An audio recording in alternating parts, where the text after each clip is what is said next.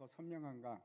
텔레비전도 날이 갈수록 더 선명해지고 사진도 점점 더 화소가 많아지고 선명해지고 있습니다. 그런데 오늘 이제 본문 27절을 다시 한번 보시기 바랍니다. 제가 다시 한번 읽겠습니다. 오직 너희는 그리스도의 복음에 합당하게 생활하라. 이는 내가 너희에게 가보나 떠나 있으나 너희가 한 마음으로 서서 한 뜻으로 복음의 신앙을 위하여 협력하는 것과 이렇게 되어 있습니다. 모든 사람들에게는 삶의 스토리가 있습니다. 다 개인적인 이야기가 있지 않습니까? 사람을 만나면 그 사람이 이제 평생 무엇에 집착하고 집중하고 살아왔는가 이런 걸 이제 볼 수가 있습니다. 여러분 이제 혹시 위인과 위인이 아닌 사람의 차이점을 혹시 아십니까? 그 위인과 위인이 아닌 사람의 분명한 차이점이 뭔가 하면 위인이라고 하는 사람들은 그 삶의 스토리가 너무나 분명합니다. 목적성이 가지고 있고 지향점이 있습니다. 그래서 선명하게 뚜렷하게 드러나는 사람들을 우리가 흔히 위인이라고 얘기를 합니다. 물론 그게 이제 선명한 방향이 좋은 방향으로 선명해야죠. 악한 방향이 아니고 그렇게 이제 삶이 우왕좌왕 이렇게 살아야 되나 저렇게 살아야 되나 그걸 잘 모르는 흔들리고 살아가는 사람이 아니고 분명하게 일관성을 가지고 한 방향을 향해서 나가고 있을 때 그 삶을 보고 우리가 이제 야, 저 사람은 본받을 만하다, 멋지다 이런 말을 합니다. 이런 삶이 다시 말씀드려서 무엇인가 추구하고 집중하고 그 방향으로 나가는 그런 삶은 여러분 그 삶 자체가 메시지가 됩니다. 그리스도인의 삶도 당연히 우리 삶도 메시지가 있어야 됩니다. 27절에 시작하는 단어가 오직이라는 단어입니다. 이 사도 바울이 말씀하는 것이 이런 겁니다. 정말 중요한 것은 하나밖에 없다. 이것을 절대로 놓치지 말라 하는 말이 이제 오직이라는 말입니다. 우리 삶이 뭐라고 얘기하냐면 복음의 산 증인이 되어야 합니다. 복음이라는 것은 정말 중요한 소식, 기쁜 소식인데 무엇입니까? 예수 그리스도께서 우리 죄를 위하여 죽으시고 그리고 다시 살아나신 거, 부활하신 거 이것이 기쁜 소식입니다. 그 기쁜 소식의 삶의 증인으로 살아라 하는 이야기입니다. 이 27절의 얘기가 복음에 합당하게 생활하라. 여기서 생활하라 하는 단어가 이제 어떤 말인가 하면은 헬라어로 폴리투오마이라는 말입니다. 폴리투오마이. 그런데 그 뜻이 무슨 뜻인가 하면 시민으로 살아라 하는 뜻입니다.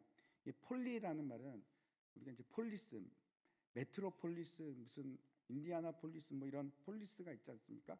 폴리스라는 말이 도시라는 뜻입니다. 그러니까 시민, 그러니까 빌립보라는 도시에 있는 사람들은 이게 무슨 말인지 금방 압니다. 이 당시에 이제 빌립보가 로마의 식민지였는데 그래서 이제 폴리티오마이 생활하라 이것이 뭐냐면 시민으로 살아라, 시민으로 자격으로 살아라, 합당하게 살아라 이런 말입니다. 그래서 이 말은 이런 말입니다. 비록 우리가 이 사람들은 빌립보 시민이지만 로마 시민이지만 천국 시민처럼 복음에 합당하게 하나님 나라의 백성으로 그렇게 살아라. 이것이 복음에 합당하게 살아라 하는 뜻입니다. 우리도 마찬가지입니다. 이 땅에서 대한민국 백성으로 그렇게 살고 있지만 진짜 우리의 정체성은 그것이 아니고 천국 시민입니다. 하나님 나라의 백성입니다. 그래서 우리가 1차적인 충성은 하나님께 하는 것이고 하나님 나라에 속해 있는 사람으로 살아가는 겁니다. 그래서 오늘 첫 번째 드리는 것은 우리에게 삶의 메시지를 통해서 복음을 우리 가운데 중심에 두는 겁니다. 이것이 첫 번째이고 가장 중요한 일입니다. 그렇다면 이 복음에 합당하게 사는 것이 도대체 무엇인가? 내가 어떻게 하면 복음에 합당하게 살 것인가? 5절을 한번 보시기 바랍니다. 오늘 그 빌립보서 1장 5절에 보면 너희가 첫날부터 이제까지 복음을 위한 일에 참여하고 있기 때문이라 이렇게 기록을 하고 있는데 참여하다 하는 단어가 굉장히 중요합니다. 사실 이 단어는 헬라어로 코이노니아, 교제하다 그런 뜻입니다. 다시 말씀드려서 이 복음을 위한 교제하고 있기 때문이라 이런 말인데 복음의 일을 공유하고 서로 나누고 그렇게 살았다는 겁니다. 이 빌립보 교인들이. 그리스도인의 삶이라는 것이 이런 겁니다. 그 자체가, 우리 삶 자체가 복음을 함께 나누는 겁니다. 복음을 함께 나누는 겁니다. 공유하고. 그래서 여러분 모이면은 얘기를 하다가 결국은 나중에 무슨 얘기를 하게 되느냐, 신앙이 주제가 되고 하나님에 대해서 얘기하고 복음에 대해서 얘기하고, 그게 그리스도인의 삶이라는 겁니다. 두 번째 12절을 보시기 바랍니다. 12절에 보면은 형제들아 내가 당한 일이 도리어 복음 전파의 진전이 된 줄을 너희가 알기를 원하노라, 이렇게 되어 있는데 우리 삶의 목적이 이겁니다. 복음을 전파하는 것, 진전이 되게끔 하는 것, 복음을 땅끝까지 전파하고 가르쳐 지키게 하는 것, 이것이 우리 사명입니다. 하나님께서 우리를 창조하시고 이제 명령을 하셨는데 창세기 1장에서 생육하고 번성하여 땅에 충만하라, 땅을 정복하고 다스리라, 모든 생물을 다스리라, 이렇게 말씀을 하셨습니다. 이게 분명한 우리의 사명입니다. 여러분, 우리가 이 땅에 사는 목적이 있는데 하나님께서 명령을 주셨습니다. 우리가 이제 사는 것이 이겁니다. 충만하다 하는 것은 무엇인가 하면 마치 컵에 물이 가득 채워져서 넘치도록 채워지는 겁니다. 다시 말씀드려서 성령으로 충만케 되는 것이 저 충만입니다. 그리고 이제 땅을 정복하라, 이 말은 무슨 말이냐면 내 주위에 있는 걸 경작하고 아름답게 가꾸라, 그런 말입니다. 그걸 다른 말로 하면 이런 말입니다. 그리스도의 향기를 품어라. 내 주위를 그리스도의 향기로 아름답게 만들어가라, 그런 뜻입니다. 그것이 땅을 정복하라 하는 뜻입니다. 그리고 모든 생물을 다스리라, 이 말은 세상의 통치를 받는 것이 아니고 내가 하나님의 대리자로 통치하라, 그런 뜻입니다. 다시 말씀드려서 모든 세상 만물이 하나님의 통치 아래 있게끔 하라, 통치를 받게끔 하라, 이런 말입니다. 근데 이것을 신약적으로 말씀을 드리면 이런 겁니다. 그 다음 장 보여주십시오. 오직 성령이 너에게 임하시면 너희가 권능을 받고 예루살렘과 온 유대와 사마리아와 땅끝까지 이르러 내 증인이 되리라. 하나님께서 우리에게 명령하신 것은 네 이름을 높여라, 세상에서 유명해져라, 아니면 부자가 되라, 돈을 많이 벌어서 부자 되세요, 이것이 아니고 하나님께서 그런 명령을 주신 적이 없습니다. 너희 딸 아들을 공부를 잘 시켜서 그렇게 해라, 이런 명령을 주신 것이 아니고 그런 것을 한 사람들이 있습니다. 바벨론 사람들이 그랬습니다. 그 특징이 뭐냐면 자신의 이름을 막 높이려고 했던 사람들입니다. 그래서 바벨탑을 세웁니다. 그게 아니고 하나님의 사람들에게 주신 명령은 너무나 선명합니다. 총천년색 그 칼라 사진처럼 아주 분명합니다. 땅끝까지 복음을 전파하라, 그리고 나눠라, 다스려 지키게 하라, 이것이 하나님의 사명입니다. 그리고 이제 또 16절 한번 보시기 바랍니다. 오늘 그 빌립보서 16절에 보면은 이들은 내가 복음을 변증하기 위하여 세우심을 받은 줄 알고 사랑으로 하나. 바울이 어떤 사람이었는가 하면 복음을 변증하기 위해서 세우심을 받은 사람입니다. 복음을 변증한다는 것이 무엇이냐면 복음을 변호하고 복음에 대해서 답하고 복음의 증인이 되고 그런 걸 갖다가 변증한다고 얘기합니다. 그래서 우리가 이 세 번째로 제가 말씀드린 것은 복음의 증인으로 사는 겁니다. 더 나가서 오늘 이제 27절과 28절을 다시 한번 보겠습니다. 제가 한번 읽어보겠습니다.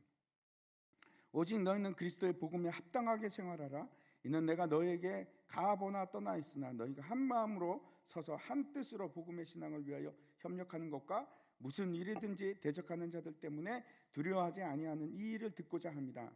이것이 그들에게는 멸망의 증거요 너희에게는 구원의 증거니 이는 하나님께로부터 난 것이라. 우리가 복음에 합당하게 생활을 해야 되는데 한 마음으로 복음을 두려워하는 것이 아니고 신앙을 위해서 협력하고 그리고 살아가는 겁니다. 복음의 핵심이 무엇인가? 다시 한번 제가 말씀드리겠습니다. 고린도전서 15장 3절과 4절인데 이거 같이 한번 읽어보겠습니다. 시작. 내가 받은 것을 먼저 너희에게 전하였노니 이는 성경대로 그리스도께서 우리 죄를 위하여 죽으시고 장사 지낸 바 되었다가 성경대로 사흘 만에 다시 살아나사. 이것이 복음의 엑기스입니다. 복음의 핵심입니다. 나를 위해서 예수 그리스도께서 죽으시고 부활하셨다. 이것이 복음입니다. 핵심인데, 이 삶에 있어서, 우리 삶에 있어서 가장 중요한 메시지가 이게 돼야 된다는 겁니다. 많은 사람들이 자기가 원하는 것을 복음으로 만들려고 합니다. 근데 그렇지 않습니다. 복음은 정해져 있습니다. 내가 막 만들어가고 변조시키고 변화시키고 그런 것이 아닙니다. 바꿀 수가 없습니다. 너무나 분명합니다. 복음은. 근데 세상 사람들은 이걸 공격하고 이걸 이제 바꾸려고 하는데, 대표적인 것이 천국에 가기 위해서는 선한 일을 해야 된다 하는 그런 겁니다. 그 생각을 끊임없이 우리들에게 주입을 시키려고 합니다. 대표적인 것이 이제 카톨릭 이런 얘기를 합니다. 그게 인간의 본성이 그래서 그렇습니다. 내가 할 수 있다. 뭔가를 내가 할 수 있다 하는 생각입니다. 끊임없이 지속적으로 그런 생각이 듭니다. 그렇지 않습니다. 천국은 예수 그리스도를 믿는 믿음으로만 갑니다. 절대 다른 길은 없습니다. 앞으로도 이제 세상과 악한 세력은 끊임없이 이런 생각을 우리 속에 집어넣으려고 그럴 겁니다. 여러분, 흔들리지 마십시오. 절대 흔들리지 마십시오. 예수 그리스도 외에는 다른 어떠한 것도 우리에게 영원한 생명을 줄 수 있는 방법은 없습니다. 두 번째, 그 세상이 공격하는 것이 있는데, 그게 뭐냐면 그리스도의 복음의 메시지를 갖다가 희석시키는 겁니다. 복음을 말하는 것 같은데 복음이 아닙니다. 대표적인 것이 죄도 없고 회개도 없습니다. 그런 말을 하지 않습니다. 근데 여러분, 복음에 있어서 반드시 전제되는 것이 무엇이냐면 인간의 죄와 그에 따른 하나님의 심판입니다. 사람들은 원천적으로 죄에 대해서 이야기 듣는 거 싫어하고 지옥에 대해서 말하는 것도 싫어합니다. 그래서 이제 복음을 얘기하는데 복음에서 그건 다 빼고 천국만 얘기합니다. 행복만 얘기하고 예수를 믿으면 행복해질 겁니다. 예수만 믿으면 이제 다른 것은 필요 없고 그냥 행복하십시오. 여러분, 복음이 말하는 것은 그런 것이 아닙니다. 절대 그런 것이 아닙니다. 죄와 지옥이 있기 때문에, 심판이 있기 때문에 우리가 국률이 필요한 겁니다. 예수님이 필요한 이유가 우리가 심판 때문에 그런 겁니다. 지옥의 심판이 실체이기 때문에 우리가 구원이 절실하게 필요한 겁니다. 지옥을 얘기하지 않고 어떻게 천국을 얘기할 수 있겠습니까? 하나님의 진노를 피하기 위해서 우리가 복음이 반드시 필요하고 복음의 십자가가 필요합니다. 그 십자가가 모든 믿는 자에게 구원을 주시는 하나님의 능력이 되는 겁니다. 두 번째, 그 십자가의 복음을 드러내기 위해서 정직한 삶을 살아야 됩니다. 이 정직하다는 것은 여러분 솔직하다 이런 말하고 좀 틀린데 그런 말이 아니고 통전적인 삶. 잘 우리나라 말로 이렇게 번역이 잘 안 되는데 다시 말씀드려서 어떤 건가 하면 겉과 속이 일치하는 삶입니다. 내 신앙이나 내 삶이나 똑같은 거 그걸 갖다가 정직한 삶이라고 얘기합니다. 겉과 속이 다른 이중적인 삶이 아니고 그런 거는 그리스도인의 삶이 아닙니다. 바리새인들의 삶입니다. 앞에서 말씀드린 대로 27점 복음에 합당하게 생활하는 겁니다. 합당하게 사는 겁니다. 복음대로 입으로만 아멘 그러고 사는 것이 아니고 주님께서 말씀하신 그대로 사는 겁니다. 그래서 세상 사람들이 내 변화된 모습을 보기 시작하는 겁니다. 드러나야 됩니다. 옛날에는 거짓말을 하고 살았는데 이제는 거짓말을 안 하네. 옛날에는 술을 많이 마셨는데 이제 보니까 술을 안 마시네. 뭔가 달라지기 시작합니다. 내가 믿는 예수 때문에 내가 변화가 일어나서 내 삶도 같이 변하는 겁니다. 혹시 여러분 주위에 있는 사람들이 다 여러분이 교회 다니는 크리스찬이라는 거 알고 계십니까? 아셔야 합니다. 주위 사람들이. 여러분 왜 모릅니까? 여러분이 증거하지 않으면 모릅니다. 나는 예수를 믿고 예수 믿으세요.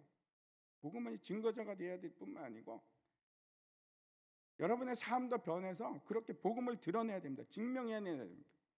그림을 한번 보여주시기 바랍니다. 그 다음 장 보면은 우리 삶을 네 영역으로 구분해서 나눠서 볼 수가 있는데, 첫 번째는 공공생활 영역입니다. 사람들이 보는 내 겉모습입니다. 내 주위에 있는 사람들이 나를 인식하는 내 이미지. 두 번째는 이제 직장 생활이라고 이제 표현을 했는데, 내가 일할 때의 모습입니다. 그냥 모습하고 또 일할 때의 모습하고 좀 다르지 않습니까? 다를 수 있습니다. 직장 상사로서의 모습이 있고, 내가 사업가로서의 모습으로 또 보일 수도 있고, 직업상 나의 모습은 저 직장 생활이라는 영역으로 그렇게 표현을 했습니다. 세 번째 영역은 개인 생활의 영역입니다. 다시 말씀드려서 이게 무언가 하면 늘 날 잘 아는 아주 가까운 사람들이 나를 보는 모습입니다. 그게 또 다를 수가 있습니다. 밖에서의 모습하고 가정 내에서 내가 아내로서, 내 남편으로서의 모습이 다를 수가 있고, 내 아이들이 나를 바라보는 모습이 다를 수가 있습니다. 친한 사람들이 보는 내 모습입니다. 그리고 네 번째 영역이 또 있습니다. 그게 뭐냐면 내면 생활이라고 이름을 지었는데, 저것이 내 자아의 모습입니다. 그 모습은 사실 내 동료나 아니면은 내 이웃들이나 아니면 내 가족도 모를 수 있고, 심지어는 내 자신도 속고 있을 수도 있습니다. 근데 하나님은 아십니다. 하나님은 저것을 분명하게 보십니다. 내 진짜 모습이 어떤지. 다른 사람은 속일 수 있고, 심지어는 내 자신을 속일 수 있어도 하나님은 속일 수가 없습니다. 하나님은 우리의 마음을 감찰하시기 때문에. 결국 우리가 이루어야 되는 것이 어떤 건가 하면, 저 네 영역이 모두 다 정직하게 사는 겁니다. 일치시키는 겁니다. 거짓되고 속이는 위선된 삶을 사는 것이 아니고 솔직하고 정직하게. 결국 이 말이 무슨 말씀인가 하면, 저 네 가지에서 보여주는 내 모습이 일치가 돼야 됩니다. 하나가 돼야 됩니다. 어디서든지 똑같은 사람으로 사는 겁니다.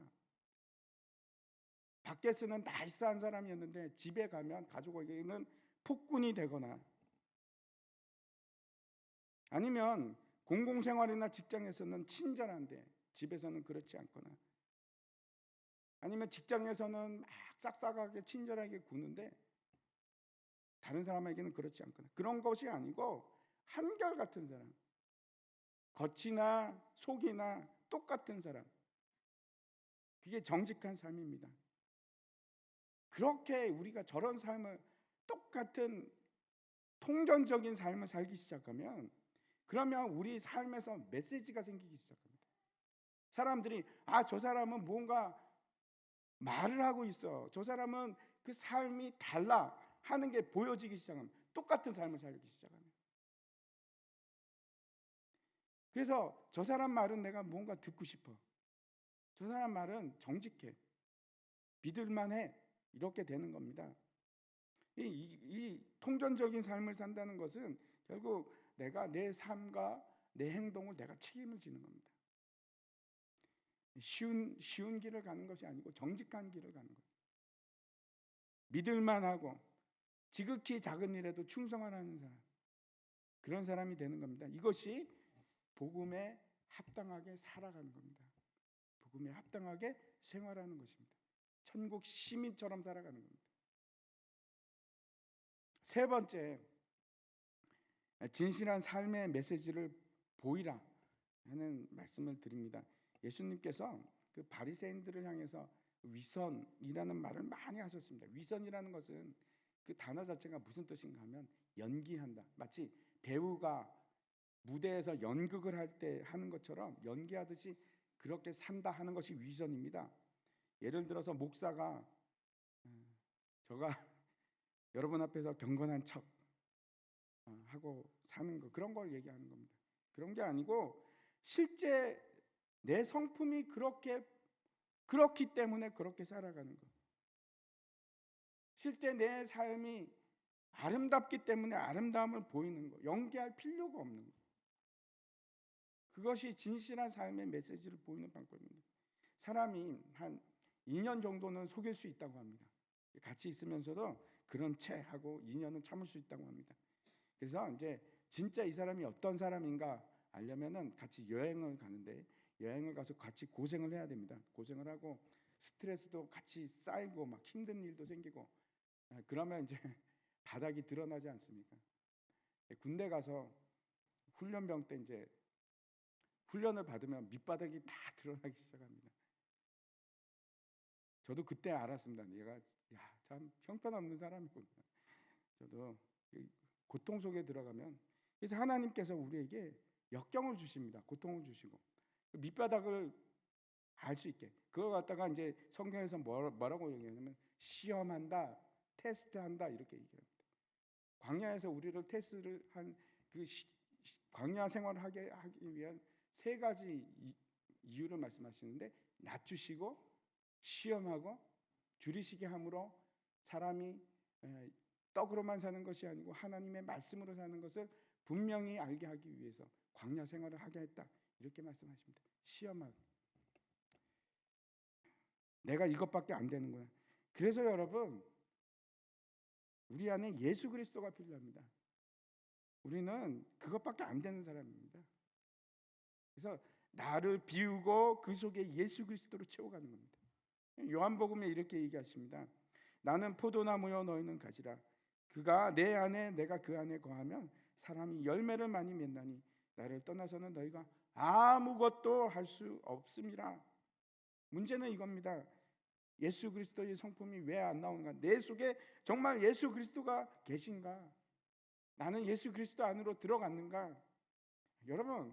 여러분이 예수 그리스도 안으로 쑥 들어가면 그때는 이제 진짜 삶의 메시지가 나오기 시작합니다. 여러분의 삶이 달라지고 사람들이 보는 눈이 달라지고, 야, 저 사람한테서 예수 그리스도의 향기가 나기 시작하는 거예요. 내가 저 사람을 보니까 거룩하게 보이기 시작하는 거예요. 메시지가 나오는 겁니다. 메시지가 삶에서. 오늘 말씀을 기억하시기 바랍니다. 우리 삶의 중심에는 복음이 있어야 되고,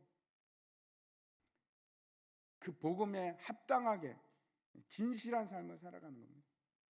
그래서 우리 속에서 예수 그리스도가 막 드러나기 시작하는, 오늘도 연습해 보시기 바랍니다. 복음에 합당하게 예수 그리스도 안으로 들어가셔서 예수 그리스도의 향기가 막